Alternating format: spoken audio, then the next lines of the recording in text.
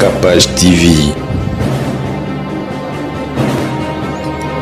Capage TV. Et ça, le roi Moutasumba Moukinza, ça dépend. Non, écoutez, ça fait odeur à ma baie. Il y a mon colo Moukinza, Sokito. Ça, c'est l'espérance de la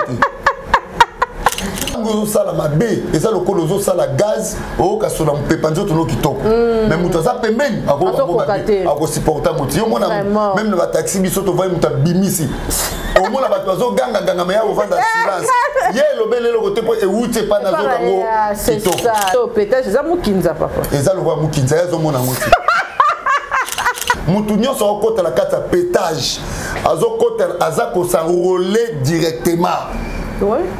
Moutoulon son côté la musique ou un pétage, Moutoulon son dans style ou à s'enrôler directement parce que les habits deuxième monde. Ok. Il faut comprendre le mot que Nathan Tozali ba serviteur de Dieu est belé. Ba négligeant ko luka délivrance ton nzamba benga ba. Naza ni autant à commoter ni contre François ni contre Pascal. Et la Pascal et la François. Donc, batoala nyonso ni balé. Donc, guerre na bango et qui se peut qu'on dise ma batebeli. Et belé. Où est la part de Christ? Na querelle entre Pascal na François. Vraiment. Par Christ c'est zaté. Ata mukete. Ils ont mis la perdition. Ils ont quitté qu'on dise ma bande ça. Nzambe tadi sa kingai. Avant aussi ça année aux années pasteur moko sala kombo. Oh kufa.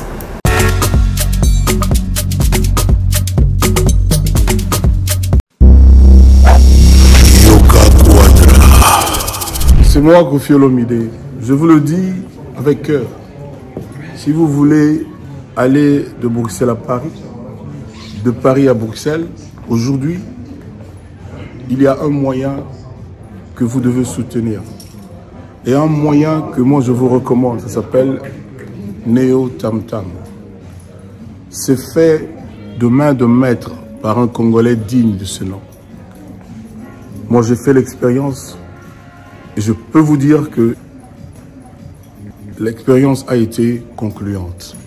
Donc désormais et dorénavant, pour vos déplacements, si vous voulez faire venir quelqu'un de Paris à Bruxelles, Neo Tam Tam. Déjà, c'est notre devoir dans la diaspora de soutenir les initiatives des compatriotes. C'est comme ça que notre pays retrouvera sa dignité, sa force et sa percussion. Quand tu es belle, tu voyages avec Neo Tam Tam Voyage. Vous m'avez toujours cru, je sais que vous me croyez. Oesa 12T, Oesa 13. Neo Tam Tam Ndé.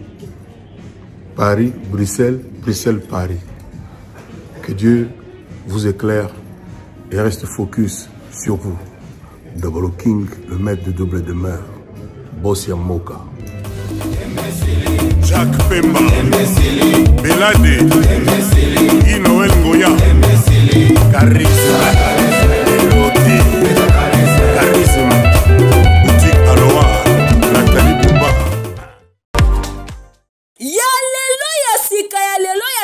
Mwana Kongo yokelanga eloko oyo onyokwa mape mingi kofutela mapangu okoma neti bakinela yo molimo ya kofutela okoma kolota bokolo lopango sanza nyonso di abala groupe eye solution pona yo papa pe mama okoma pe mokolo lopango etie na disposition na bino ba terrain ya minene ya 20 sur 20 cadastre à partir ya 5 000 pe 4 000 $ ya pamba okobanda kofuta yango a crédit veut dire ndambu tu okosilisa nyonso awa na commune ya Selebambu référence kaka na route principale OVD wana okanisi esili abala groupe ezana ba mibange na ba concession ya kosakana te na Lutendele na commune ya Mongafula na Kimwenza gare référence lac Mavale e ko kopesa yo opportunité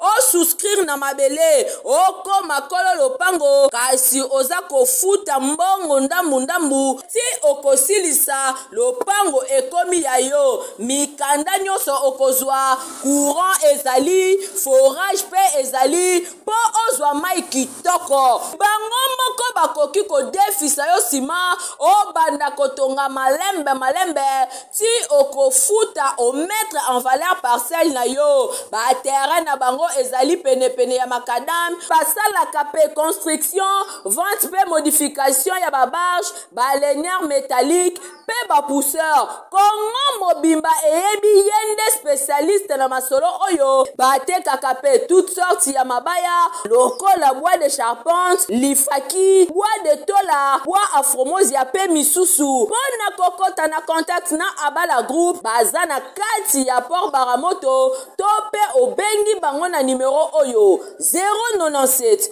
93 83 406 abala groupe solution ya mobange mosungi ya bana mboka.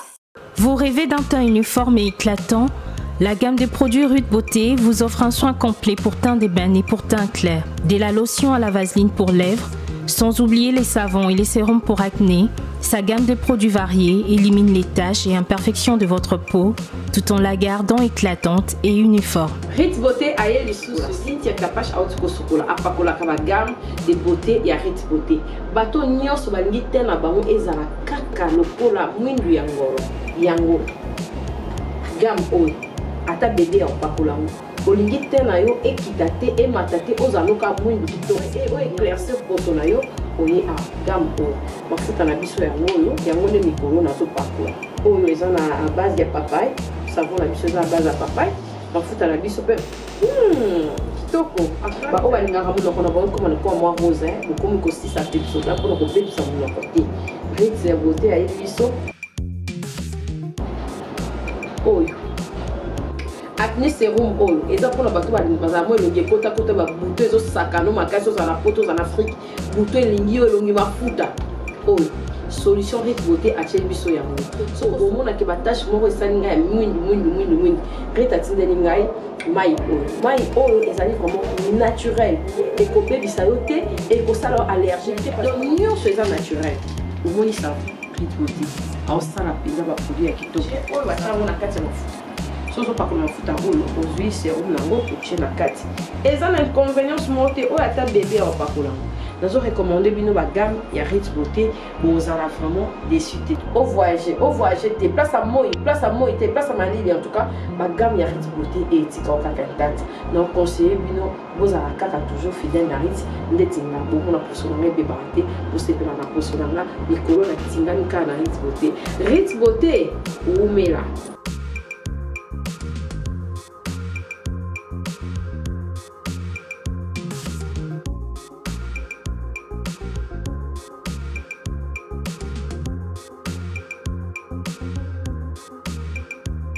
Utilisez-les dans vos soins quotidiens pour un résultat sans précédent. Fier de ma peau, fier de Ruth Beauté.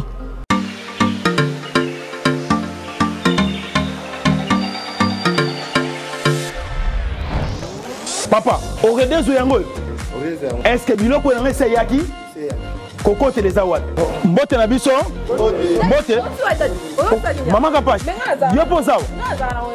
Ah na Oredezo. Na conteneur. Na conteneur bakaro ya chantier. Ba yebisinga sérieux za makasi hein. Eza pe na agence ya mbongo. Soko tindeli mutu mbongo pona kozwa yango eza facile. Kobosa na te Oredezo eza pe na flat hotel. Bino batu bovanda kalibana mboka polala na ba condition ya kitoko. Notre restaurant vous propose une esquisse cuisine qui fait le bonheur de gourmands. C'est aussi une boutique de vêtements sur mesure au prix du prêt-à-porter. Livraison à domicile. Nandaku na yo. Baye kotike la yo. Bino moko boyoki. Soki omonique na famille bozala kana batama baby loke bunga pamba. Hein? Awa livraison à domicile ezali. bakozwa bakeko tikela yo tina porte ndako oredezo soki oyaka te Kongo ningaki kufa. Nous disposons également d'un service de sécurité pour toutes vos manifestations et un service de location de véhicules. Ozana poto pona kotinda biloko tela ba adresse yango wana na ba numéro de téléphone contactez Oredezo okozwa biloko na yo nengo tindi. Retrouvez-nous à Kinshasa au numéro A8 de l'avenue d'Ibaya, quartier Matongé dans la commune de Kalamou, derrière la maison de la Bible, et au numéro 44 de l'avenue Baoumbu dans la commune de Matete. En Angola, martyr de Kifuangondo vers l'aéroport international de l'Angola. En France, 47 chemin de Petite Fontaine, 91 180 Brittany-sur-Orge. Maman Kapach, Oredezo, frappe na retour. Kapach Télévision, tu s'est déplacé à Toza et pas mère Nabiso, Kati Monga, la nation puissante. Voilà, tu es à la siège, bon, dans la cima, Bakisi à Mama Kati. En tout cas, merci d'avoir oignon son. Landa Rabiso, consommer Rabiso, Bazarana Biso. Les autres qui n'ont pas libanda, puis nous avons ville à Rondezana, un mois pour un mois pour un zati. Ceux qui va partenaire, on a besoin d'un biso, en tout cas, de se déplacer. Merci d'avoir eu sur Landa Biso, Tozana évangéliste.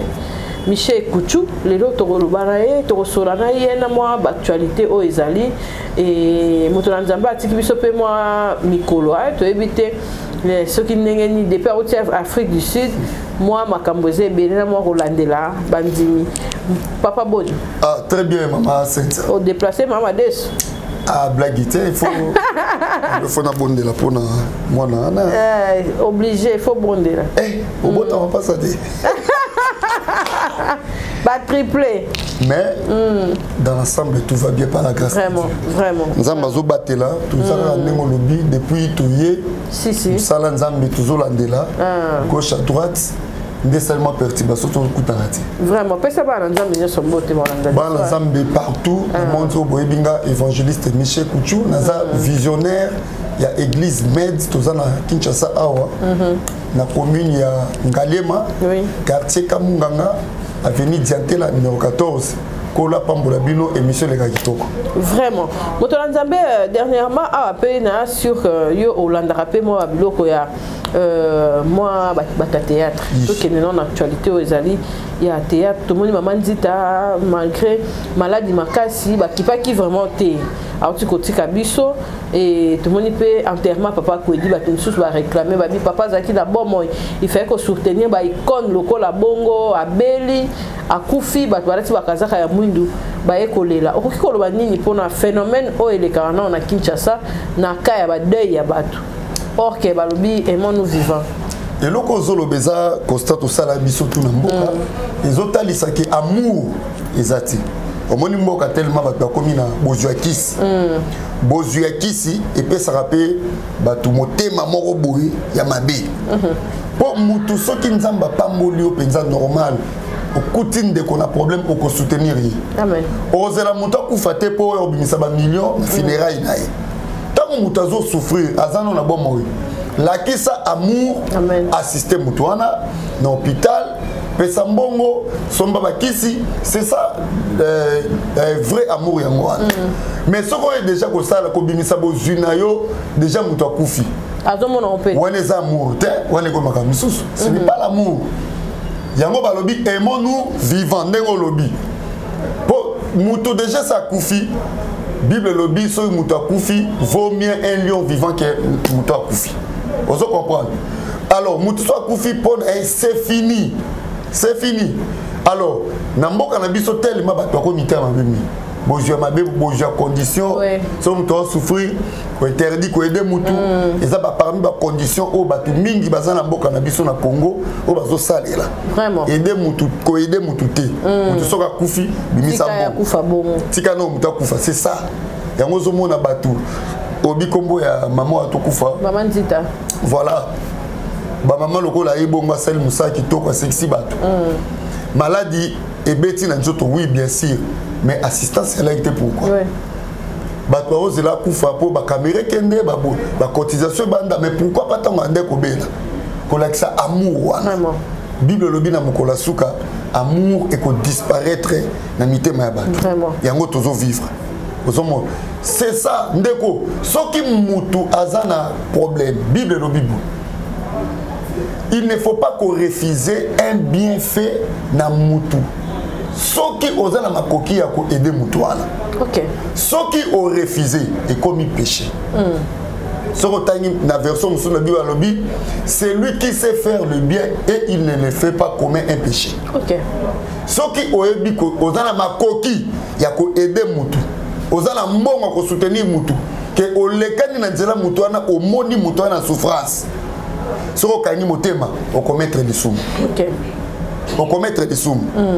Yango nga na kumisa nzambe la mona mingi se kati munga aza motema ya ko aider. Même na musala nzambe a contribué à ça. Au moins,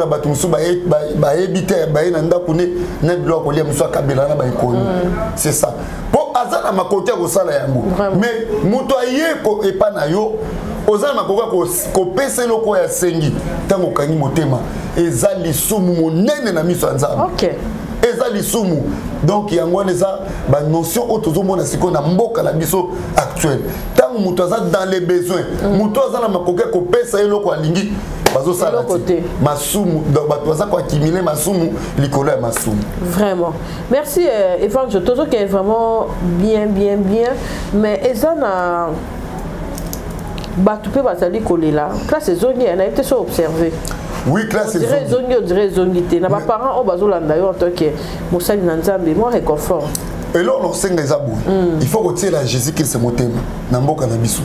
Tozo vivre au Kassaba extraterrestre. Vraiment. Mboka tozo ebate malgré ma révélation ba message on nzamba zo pesa ce n'est pas encore le moment où togo transmettre ngo pour la ko éviter mo ba suivi mo ba tag tout ça ko kata carrière na mukuse mais par oui to kata carrière na Congo so ma elite o ko za no na nzambe no kati carrière oui na buzo banayo makasi donc na webi sa ba parents botiela nzambe motema Jésus-Christ a nzambe ba responsable. Amen. Aibi pourquoi pesa ki obana wana. Aibi pourquoi pesa 4 5 enfants. Amen. C'est que azala makoki ya ko pesa op moyen ya ko boko na bango ya ko zela bango inscription ko son conseil la bango rentrée scolaire. Amen. Et ça vraiment très difficile na moni na ville pourcentage ya bana to bazo na mukie makasi. Or tangu Congo ezalaka penza Congo na Zaïre. Donc, rentrée scolaire, ça annoncé le 4 septembre ou le 7. Au moment où moi, je n'ai pas ça, premier jour de la classe, à Kendi.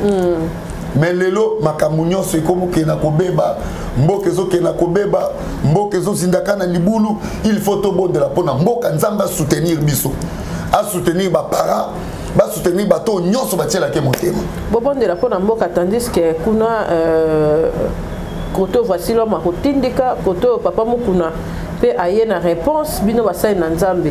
Vous avez montré que vous autres qui kondima bana na nzambe, vous avez rebond de la neni entre tabino vous avez la distraction ma motali mbom. Donc vous avez sopa pena pe vous avez la sapena que église comme penande chez Katimong, mais à côté la biabino siko. Bible lobby. Milanga. On reconnaît l'arbre par son fruit. En tout cas, tant que nous avons guerre médiatique, ils ont ça les malakats, c'est milliers de serviteurs de Dieu. Il faut comprendre le mot que Nathan Tozani ba serviteur de Dieu est belé, ba négligeant ko luka délivrance tant nzamba benga ba. OK. Alors tant que ba évoluer, biloko evanda kala ba nzoto na bango et ko lamuka po diable azaka bongo. Akoti ke lo lien vandi. Oko peut que ça la vie non mais combien un moment donné ceux qui activent ngo bondo mon biloko na ba guerre médiatique et ça correspondre entre nous les enfants de Dieu. 1 Corinthiens chapitre 1er verset na yango 10. Bible dit je vous exhorte frères dans l'amour de Christ de vivre en paix et une bonne relation les uns et les autres. On se comprend. Zamba lobi na lingite que division est régnée parmi vous. Voilà quand on verset là. Bible lobi na lingi division te na lingi bozala na bo moko. mettons au moins le milieu pastoral ba division côté maintenant on est sous œuvre nzambeti OK pour on est comme ma peuple nzambe na kati ya distraction na kati ya perdition ko bungisa ba nzambe na concentration ya prière parce que on bota la ba pakabongo on est batté ba tout Christ on est ba me ba prière ba comme ko soit na médiatiquement boy et ko porter nini na ba via ba nzambe ozomona nazani autant à commoter ni contre François ni contre Pascal ezala Pascal ezala François donc batola nyonso ni balé donc guerre na bango et qui se peut qu'on dit ma batebeli et belé or Bible lobi nzamba interdire lobi yokto tanga verset biblique na 1 Corinthiens chapitre 1er verset 10 Bible lobi je vous exhorte frères par le nom du Seigneur Jésus-Christ à tenir tous un même langage. Mais ça, au Taliban, qui même communiquer, même communauté. Ou comme le langage Moussou, ou pas comme le langage Tour de Babel. Tour de Babel. Bible lobby, à ne point avoir de division. Division et où tu vois, puis la carte, c'est la basali, il y a ce qui division ont régné, c'est que c'est le diable qui domine maintenant. Amen. Là, Dieu se retire. Division comme ma casse parmi vous. Mais à être parfaitement unis dans un seul esprit. Entre Bango, est-ce que Baza uni? C'est ça. Unité ezali soute na makamanzambi na ba serviteur de Dieu. Unité ezali soute. Bon moko ezali soute. Oh, tamba zolo ba division. Division ezali fruit ya nzoto. Bambuma nzoto ezaba fruit de la chair. So bato baza na kati ya division, bato na baza ba homme charnel. Baza ba homme animal. Parce que Nzambe a ko diviser yo pour l'intérêt na yi. Nzambe division et Jésus-Christ c'est que la vie na biso et ça peut séparer biso la ténèbre. Mais ça entre nous les enfants de Dieu to kabwana. Ce qui bana na Nzambe bozaki lisanga bo kaboni c'est que diable à côté. Vous comprenez? Et puis Bible lobby bien. Tous ont le même sentiment. Bana Nzambe il faut qu'on ait le même sentiment. Sentiment la zana ngo yo pe sengel ozanango envers là. Sentiment charnalité. Sentiment bon Nzambe. To vivre en amour, tous dans la unité. Vous comprenez? Tous dans la unie. C'est ça, diviser cause à la terre. Ceux qui nous ont quitté pour diviser tout de Babel parce que parce qu'il y a un objectif négatif du besoin de ça. OK. Or nous avons quitté pour diviser pour un intérêt naïf.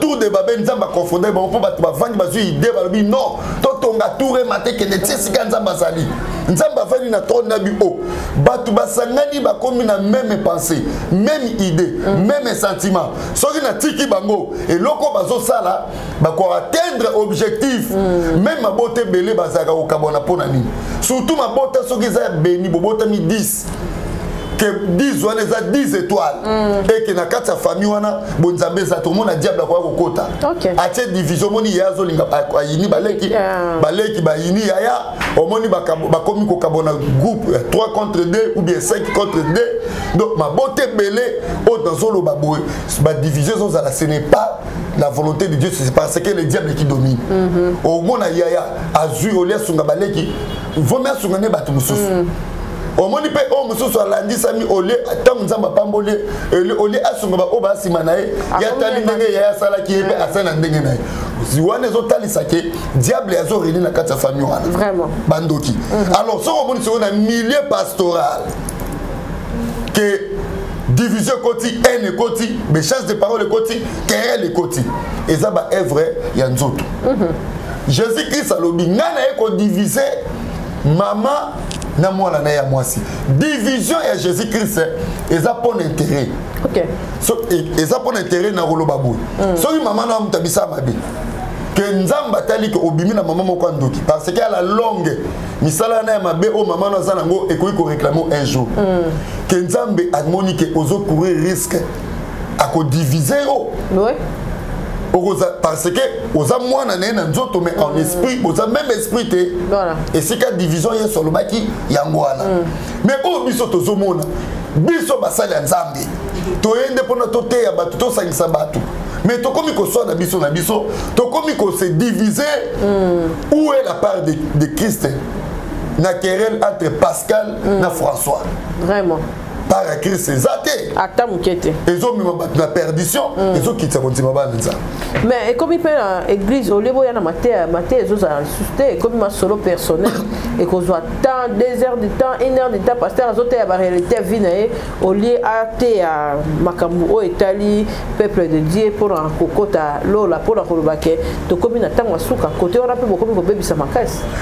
Oui non bisoté ba o ba sa bongo. O même encore on met ma charge d'abord.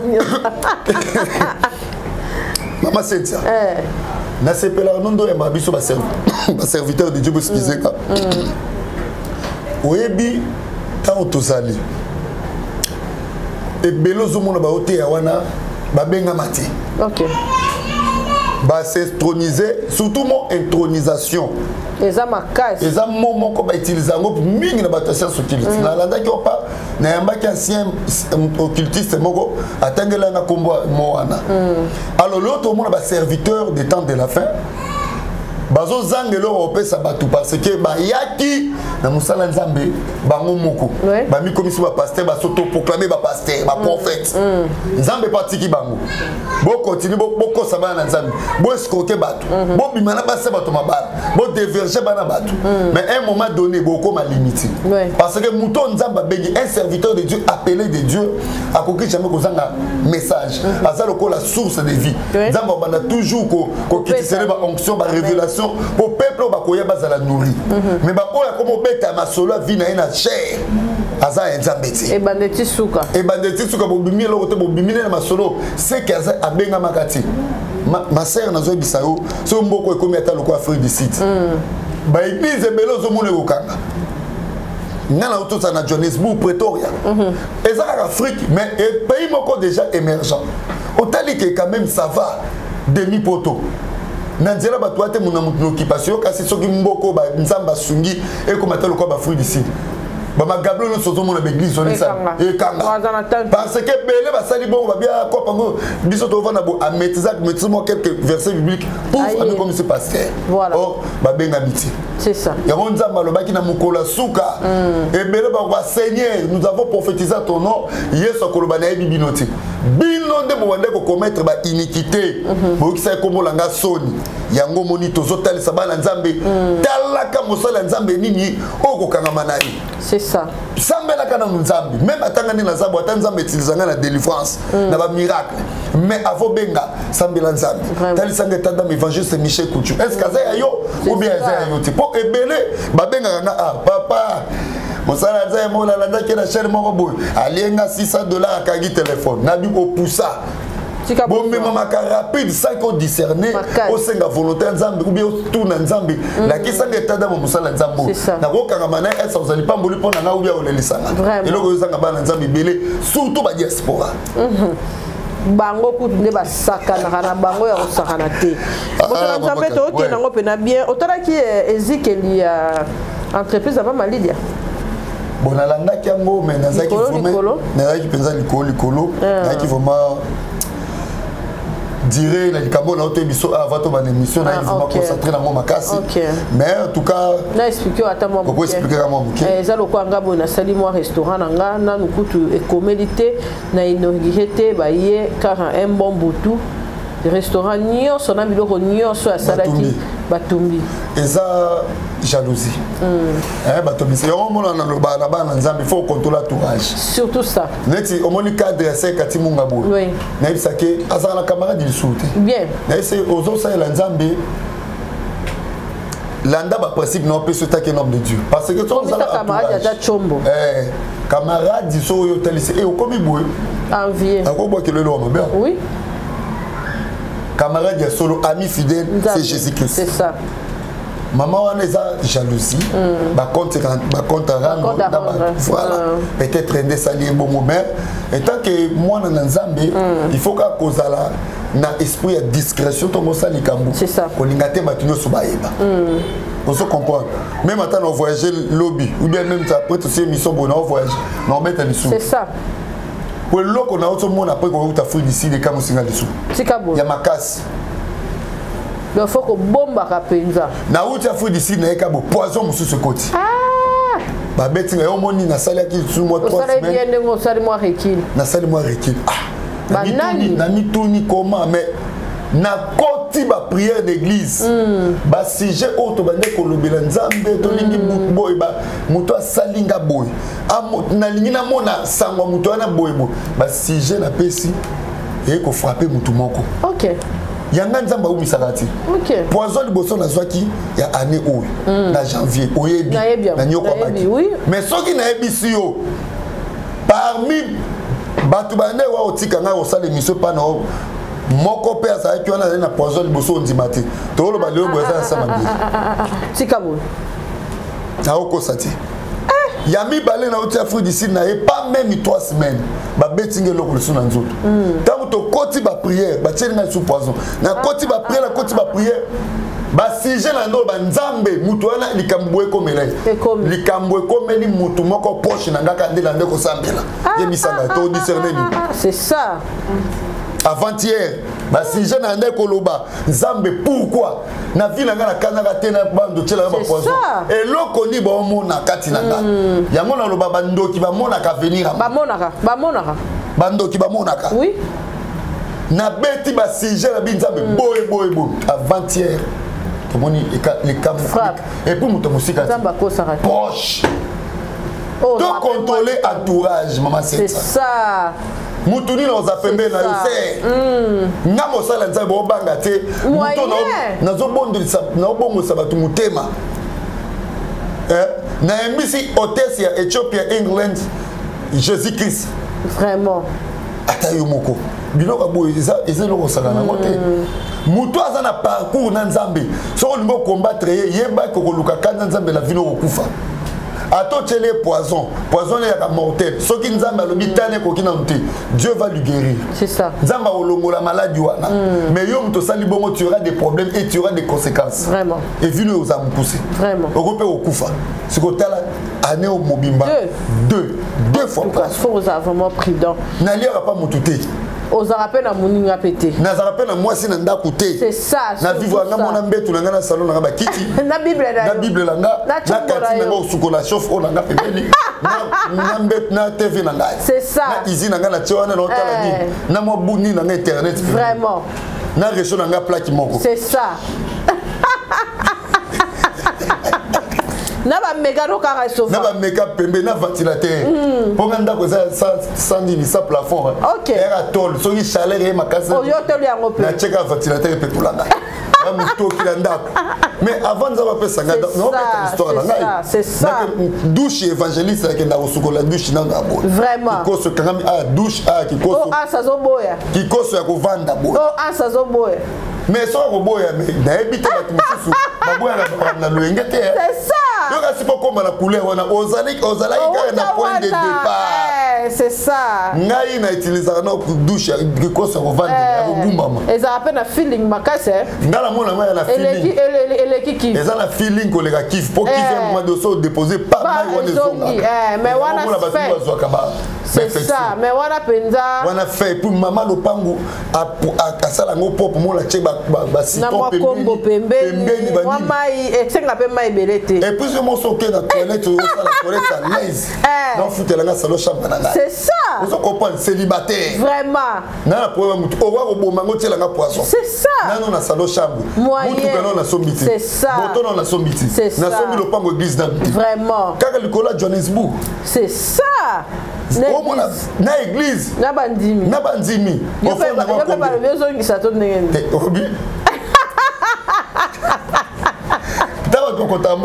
c'est ça dimanche au moins 100 000 vraiment fouta loyer permanence kolia komela ba frère tout ça transport bango baza batemo bamona vraiment siko kata mutu aobunda pour l'évangile wa kochelega poison c'est bamona ka déjà à venir bamona oyebita mabeto salaka ser setia yo omona ngoti mais bato baza pembeni omona tozosa mabe eza lokola mutu asumbaka mukinza aokasona ngote ça dépend non écoutez bato baza pembeni bayoka odeur mabe ye moko kolo mukinza koyoka sokito eza espérance nango te mais ça dépend. Oh, ils ont bête. Mais c'est pas qui m'a papa. Té, voilà ça là, on est à ignorance. Ah. Même si on est toilette, tant qu'on ça la toilette, on va on dérape bien. Mutu aza libanda akoloka ngo ode ya mabe. Eza parabole. OK. Mabe ozo sala batu, yo zo mona bien. Onyokola batu, o souffrir batu, batu on est comme yo zo mona bien. Mais batu yo zo mona bien mais batu o sani. C'est ça, vraiment. Verset biblique Proverbe 29 verset 2. Oui. Quand les méchants dominent, les peuples gémissent. Vraiment. Quand les justes se multiplient, les peuples sont dans la joie. Amen. C'est ça. Tant que vous avez la mabe, et ça le colo vous avez la gaz, au cas où on peut pas dire tout le qui tombe. Mais vous avez même à supporter mon même le taxi qui saute au voie muta bimisi. Au moins la bateau ganga ganga mais au vent dans silence. Hier le bel le côté pour et où tu pas dans zone c'est ça. C'est la force yo ça vérité. Au cosité. Même si elles sont dégagées, donc ça ma parabole. C'est ça, c'est. Quand un méchant domine, le peuple gémit. Proverbe 29, verset 2. Les justes, quand les justes se multiplient, les peuples sont dans la joie. Mais ça. Quand les méchants dominent, le peuple gémit. Vraiment. Moi, je mais ngana la kisio parabole la verset biblique. Vraiment. Donc muto mabe so sala mabe akomona ngo bien. Mais ba pembe na yeba ressentir mabe makasi. Peut-être ça mukinza papa. Et ça le voit mukinza yazo mona ngoti. Bande woni bisangai. Na ebite. Eza homo, mais na lingala. Pété. Eza pété. Na français. Na français eza bien. Eza mungala. Faut que na ngala mungala. Français gaz. Mais na lingala. La lingala ya mukinza. Mais faut que mukinza na pesa kombo ya mutu ya camarade na mona yebi. Comment mboke bele bazana ngo. Mukinza Jean-Marie. Misa. Na salia. Azara na Tunisie. Yego ça bega. Oh, gaz. Aseka vacances. Ingénieur Mukinza Jean-Marie na Afrique na Tunisie. Baba Mukinza nyonso topesi ba mbote. Peut-être jusqu'au la minute ma pasteur va un grand bord. Le problème c'est quoi de quoi? Il est déjà abimisi solo na ye nzoto yangwana. OK. Eza bateau ya normal ba conserver ango bien té. OK. Ezo lumba, ezo cannabis même na banari. Eloko salana. Tozo yamba ngo té. Mais solo mu kinza pe silaka. C'est ça. Et tu as éternellement et apparemment quand ce monde a fait disparaître nature est récupérée. Oui. À remettre la nature. Tikabou, bien dans ça succès. Succès on a succès temporaire et disparaître. Communauté linguée marquage. Communauté linguée parce que la communauté va ta distraction et on va couper le quoi agir. Moutounion sur côté la carte à pétage. Azo côté azako s'enrôler directement. Oui. Moutounion sur côté la musique ou un pétage. Moutounion sur un style ou un à s'enrôler directement parce que les habitants ont deuxième monde. OK. Donc vous confessez déjà liboma na yo hein. Mais moi écoutez, non, bah tu vas comprendre ici. Naambi un ancien occultiste. OK. Aïbi Singaboui, frère Caleb que Dieu vous bénisse. Alors bien dans le monde occultisme tant bazalaka kuna. Sauf déjà mutumo déjà sali combo. Bakoki ko belise liboma teke bandolo ko tabilamba balondo kata bilamba na miso batute. Les liboma moko au niveau. Ya aza de liboma kuna na monde déjà comme liboma bokoye bango siko na ba comportement. Wazana yango. Eza pasteur netiye na musicien moko mukolo. Yepé déjà comme liboma spirituellement. Sikabo. Siko ayebi singa bi différence zanini. Baba bomo monaka ba kati ba komi salté na fulu. Oneza bato ba kenda na monde wana ko loka kisi. Lokwa bazaka ba pauvre sur esimbité de ba kota bon. Siko mutu déjà soit comme célèbre. Bako pese liboma tepo et qui sa clientèle la bango kuna occultisme. OK. Bako misa bango la ba niveau ba pétage. Muso moni musicien mo lati couper monene soki ke bondo soki la tiela makoni. OK. Donc ba komi maboma mais na niveau moko oyo bango bazaleli. Ok. Baza les sous batu normalité. Donc comme la dimension sous. Toza na binoka un jour nzambe atalisa kingai. Avant aussi ça année oza na pasteur moko sala kombo. Akufa. Kangelo na bisibino ba na nzambe bo Hollande. Na bondela ki message là no baki yango ça fait 3 semaines passées. Et ça les autres se répéter toujours. Donc ba relais ba jeune serviteur d'occultisme la science. Nzambe olongo là bas. Vraiment. Tu peux checker Bahambuzo, Bozal, Baïkate, mais Montolanzambe, tu as vu que tu as fait un témoignage pour notre cité, Bakombo était, mais tout le monde a fait que Makamaro, oh, non, Bakombo, Batatanga, qui est le bébé. Mais est-ce la vérité, un bon net?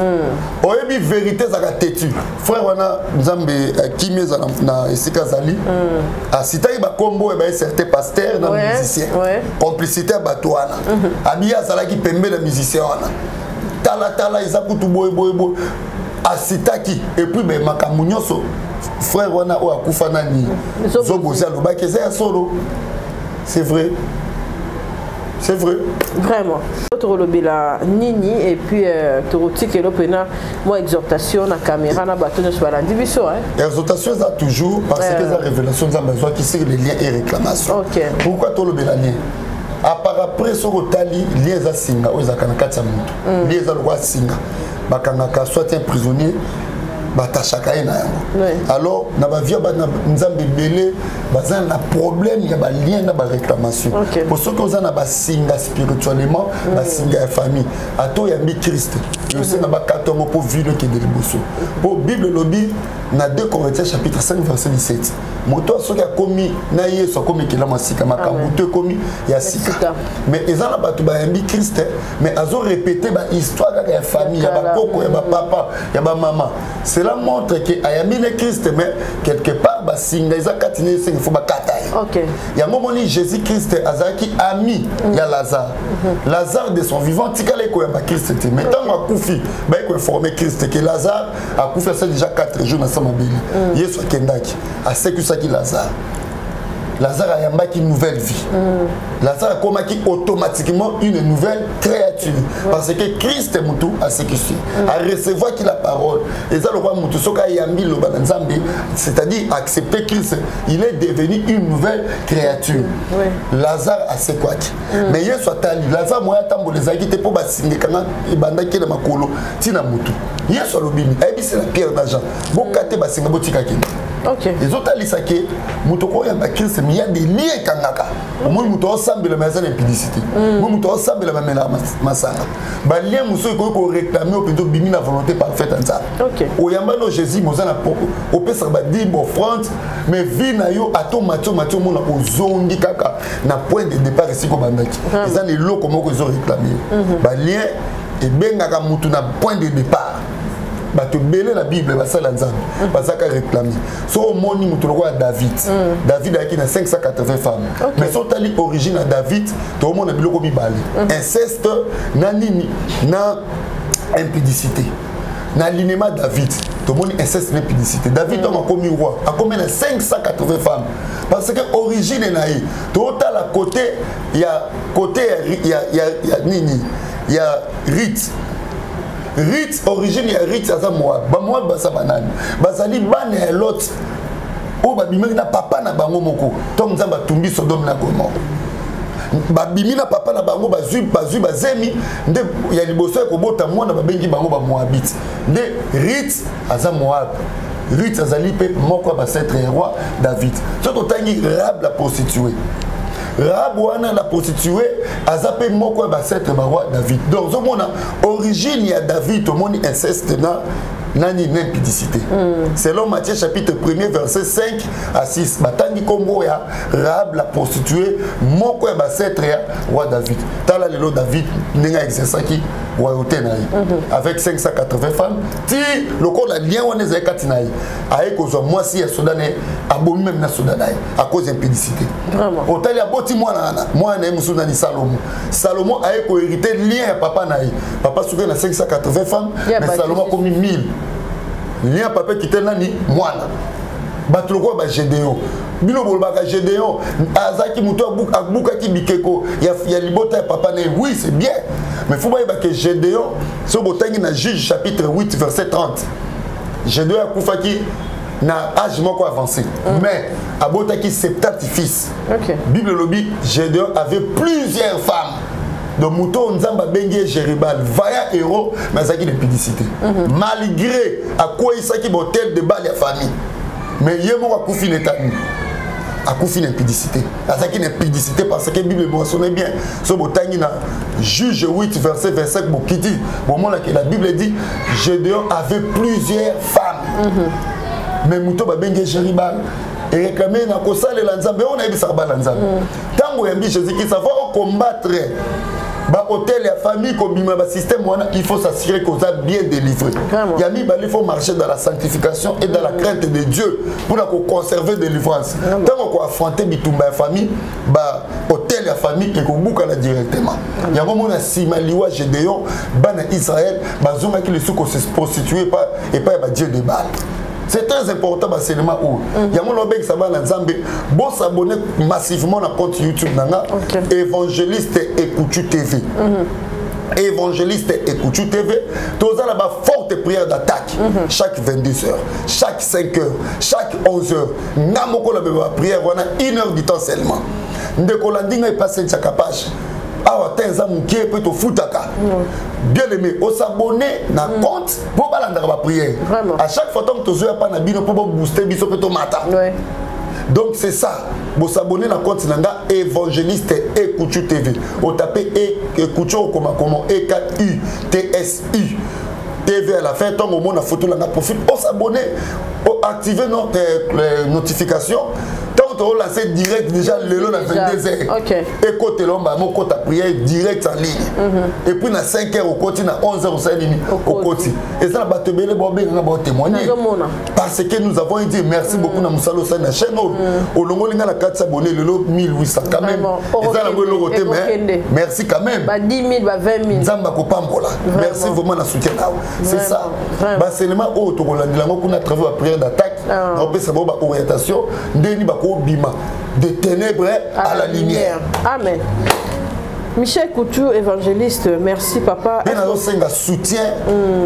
Construction église. Non, construction dans la besoin. Il y a soutien pour l'achat et parcelle. Au gros, on a besoin de l'opam. Tout le ministère en Zambie. Et c'est quand Jésus qui s'est réuni. Zambie aux ancêtres au Pambo.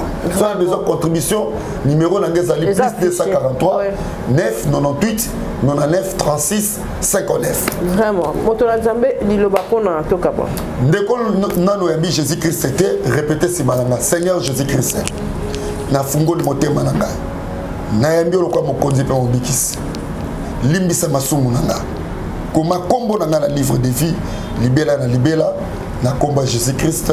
Amen. Amen. Zamba Pambola Bino, abonnez-vous massivement na compte nanga Évangéliste Ekoutu TV. Vous tapez dans YouTube, vous s'abonnez pour vous rater ma prière. Vraiment. Évangéliste Ekoutu télévision. En tout cas, des fois, on a balancé à calme, on a lien na page nangai. En tout cas, vous s'abonnez massivement. Moi, quand il y a un partenaire, il y a Capage Télévision. Oh, bah ça la moi puis les Koufi, moi le robot en tout cas, contribution ils allaient rien. Bateau na bête à capena c'était tous à la thé. Il faut vous soutenir à bango pour et ça la vraiment bien. Merci la passage na yo motonanzambe. Merci la place au et Zubiso tous à côté nini. Ah, tozana Ikelemba Anef. Na bureau ya Mama Katimunga. Oui. En tout cas, Ikelemba Anef na quartier Matongi. Oui. Na ngambu ya nini ya référence na Simaka ya BKTF. Balokola comme Acropolis. Acropolis bon a évité. Donc Ikelemba Anef non le na presque à Savou. Donc entrée à Katongo Otiki presque à Savou. Au côté Ikelemba numéro 9 A9. En face il y a l'auto Nino Bapé Bibato Babeta Kala. Ah OK. Merci d'avoir baladé biso to kutani prochainement. Bye.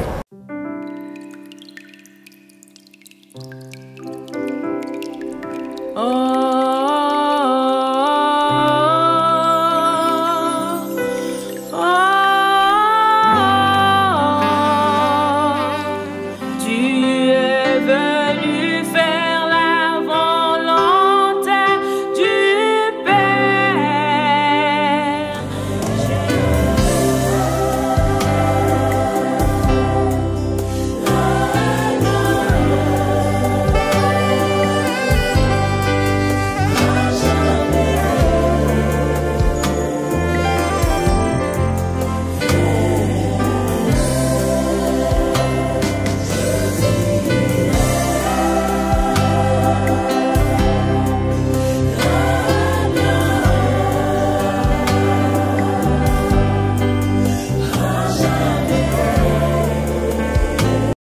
Capage TV. Capage TV.